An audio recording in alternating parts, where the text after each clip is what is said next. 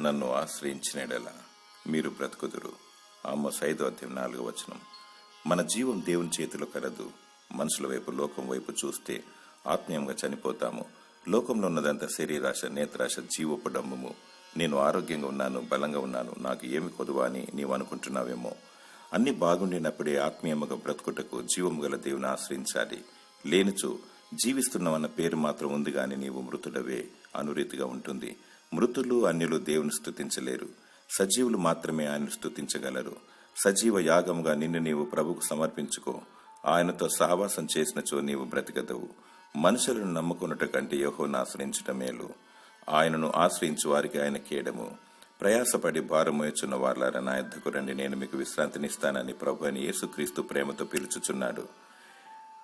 దేవుడు నిన్ను సజీవ లెక్కలో ఉంచి నిన్ను వర్ధిల్ల చేయునుగాక. ఆమేన్.